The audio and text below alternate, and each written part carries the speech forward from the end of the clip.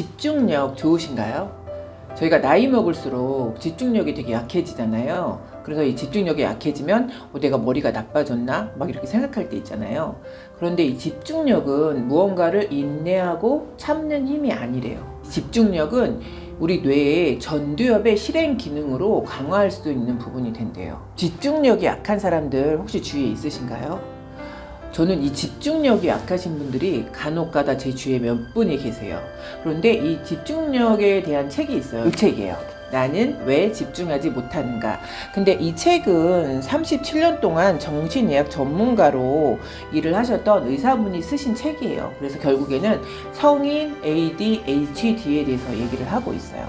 그런데 저는 이게 그 집중력이 도파민하고 연결되어 있다는 얘기가 전 진짜 이해가 되더라고요. 왜냐하면 집중을 잘 못하시는 분들, 혹시 저분이 성인 ADHD가 아닌가 이렇게 의심되시는 분이 혹시 주위에 있으시면 이게 도파민의 작용하고 연결이 되어 있다는 걸 금방 알 수가 있어요. 어떤 때는 이게 조울증하고도 연결이 돼 있나? 저는 막 이런 생각이 들 때가 있어요. 이 감정의 기복이 굉장히 심하신 분들이 많이 있으시잖아요. 그래서 이렇게 집중력이 안 좋으신 분들, 즉각적인 보상이 안 이루어지면 그거를 인내할 수가 없는 거예요. 참지 못하기 때문에 집중력이 점점 약화가 되는 거래요. 성인 ADHD가 굉장히 많이 있대요. 이 성인 ADHD에 해당되시는 사례를 제가 잠깐 읽어드려 볼게요. 첫 번째는 실행을 함에 있어서 우유부단하신 분들 있잖아요. 그래서 일을 시작하기가 너무 힘들고 미루는 습관이 심하신 분들이 성인 ADHD일 확률이 있고, 또 하나는 건망증과 실수가 잦으신 분들 있잖아요. 물건을 자주 잊어버리고 단순한 업무 실수가 계속 반복되시는 분들 있잖아요. 그리고 세 번째는 감정 조절에 어려움이 있으신 분들, 욱하는 성격이나 감정 기복이 심해서 대인관계에 어려움을 겪으시는 분들 있잖아요. 그리고 과집중하시는 분들 있잖아요. 정작 중요한 일을 못하면서 자신이 좋아하는 게임이나 취미에는 과도하게 몰입하신다. 이런 분들이 성인 ADHD에 해당이 된대요. 여러분, 요거를 딱 제가 읽어드렸는데 요거를 보시고 혹시 내가 성인 ADHD인가? 이렇게 생각하시는 부분이 있으실까요? 저는 이거를 딱 읽어보고 제 주위에 생각나는 분이 있었어요. 그분은 정말 되게 열정적이신 분이에요. 그런데 수시로 당신이 어떤 말을 했는지 까먹으시고 뭔가가 정리가 안 되시는 거예요. 물건도 되게 자주 잊어버리시고 본인이 저지른 일을 다른 분들이 계속 수습을 해줘야 되는 경우가 있어요. 이런 분들이 또 감정에는 또 굉장히 충실하세요. 그래서 화를 버럭 냈다가 또 바로 가라앉히시고 막 이런 분이 있어요. 근데 이런 분은 본인은 본인의 문제점을 잘 모르세요. 근데 주위에 있는 사람들이 너무 힘들어하는 거고 점점 그 사람한테 한 걸음씩 뛰게 되는 거예요. 그러면 그분은 또 그거에 대해서 분노하고 화를 내고 막 이런 악순환이 계속 되는 거죠. 그래서 저는 그분을 보면서 혹시 저분이 성인 ADHD가 아닐까? 이런 생각을 사실 종종 하게 되는 거예요. 그런데 정작 당사자한테는 그 말을 못 하는 거죠. 근데 누가 봐도 약간 그런 증세가 강하게 있으세요. 그런데 병원을 한번 가보면 좋지 않을까? 뭐 이런 생각이 들 때가 있는 거죠. 그런데 이 집중력이 저하됐다 그래서 이게 다 성인 ADHD는 아니라는 거예요. 왜냐면 성인들한테는 이게 번아웃 증후군 있잖아요. 그거랑도 되게 유사하게 올 수가 있고, 우울증과 불안이 있을 때는 또 집중력이 효과를 발휘를 못하는 거죠. 이 집중력이 없고 산만하다 그래서 이거를 다 성인 ADHD라고 이렇게 섣불리 판단하기 또 어려운 부분이 있는 거죠. 성인 ADHD 중에 45%가 문화예술계 쪽에 성공한 사람이 굉장히 많대요. 프로야구나 발레리나 또 과학적으로 엄청난 성공을 이룬 사람들도 11%나 된대요. 그래서 어찌 보면 이런 열정적인 부분, 감정에 지나치게 충실한 부분을 제대로 활용을 하면 전문가로 거듭날 수 있는 이런 장점도 있는 거죠. 우리가 성인 ADHD인지 아닌지 구분하기 어려울 경우도 있고, 또 혹시나 그럴 수 있을 때 요거를 바로잡는 10계명에 대해서 한번 말씀을 드려볼게요. 첫 번째는 우선순위를 정하고 일정 계획을 짜라. 두 번째는 매일 정해진 시간에 일정을 점검하라.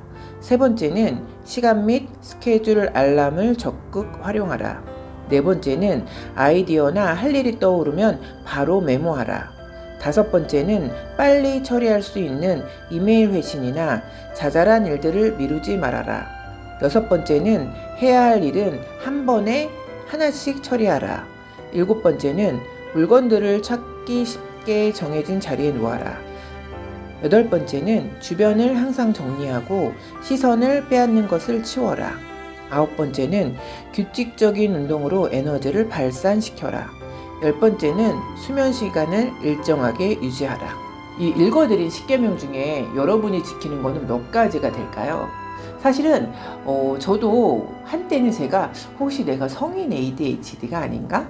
정말 정신이 없는 거예요. 가끔 정신줄을 놓는다 그러잖아요. 지금은 또 가끔씩 깜빡깜빡할 때가 있어요. 그래서 이게 치매 초기 증상인가? 이런 생각을 할 때가 있는 거예요. 그래서 제가 요 글을 읽어보고 어찌 보면 지금 이 10계명을 저는 거의 준용을 하고 있는 것 같아요. 이거는 의도적인 저의 노력인 것 같아요.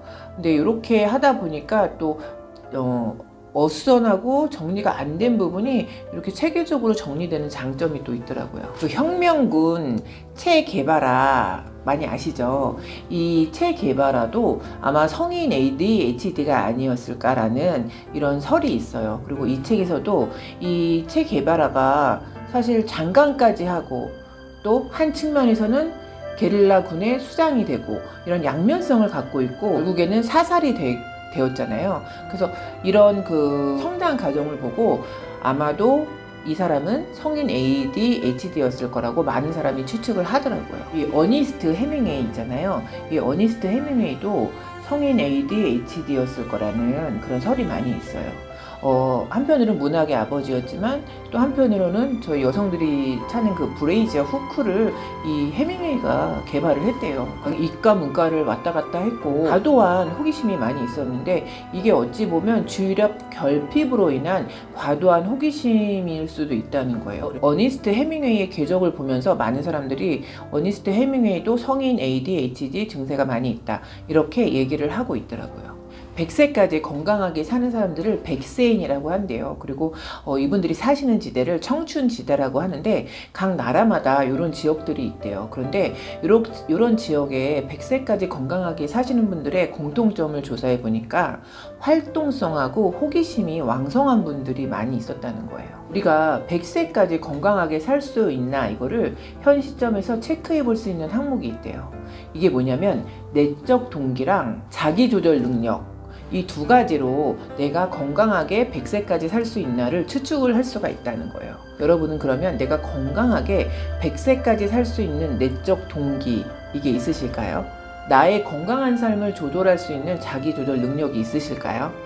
사실 이 두 개는 저도 되게 취약한 부분이에요. 인간인 최초로 우주여행을 한 리처드 브랜슨도 많이 아시죠? 이분도 성인 ADHD에 해당이 된다고 얘기를 하고 있어요. 근데 제가 여기 이 책에 나온 그 많은 사례를 보면서 성인 ADHD가 결코 나쁜 거는 아니다 이런 생각이 들더라고요.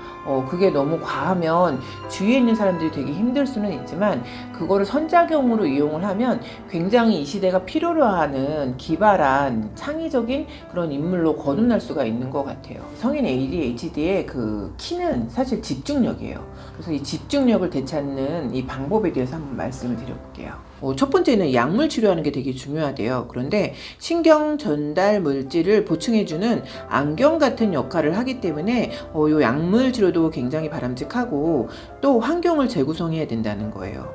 우리가 대표적으로 집중력을 방해하는 게 스마트폰이잖아요. 그래서 이런 스마트폰이나 잡동사니 우리가 오락에 빠져 있거나 그러면 이런 것들을 물리적으로 좀 격리할 필요가 있다는 거예요. 그리고 이 외부 도구를 활용해서 메모 습관이나 타이머 사용, 또 투두리스트 이런 걸 구체적으로 만들어 놔서 전두엽의 기능을 보조할 수 있는 도구들을 적극적으로 사용하라는 거예요.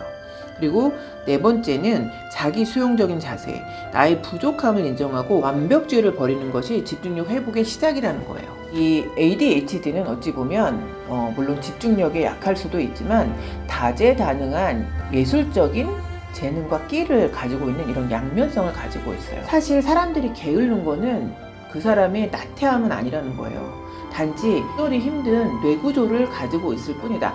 이렇게 이해하면 서로에 대한 이해 폭이 높아진다고 이 책에서는 주장을 하고 있어요. 나의 게으름을 정당화시켜라 이런 건 아니에요. 단지 나와 다른 뇌구조를 가진 사람을 이해하고 수용하는 태도를 가져라. 집중력이 약해서 자존감이 떨어지신 분들 있잖아요. 이런 분들이 읽으시면 많은 위로가 되고 또 새로운 시선으로 이 나의 단점을 바라볼 수 있는 이런 장점이 있는 그런 책이라는 생각이 들었어요. 그래서 나랑 뇌구조를 다른 사람을 조금 전폭적으로 수용하고 이해하고 수용적으로 갖춰야 될 태도가 아닌가 이런 생각이 들었습니다.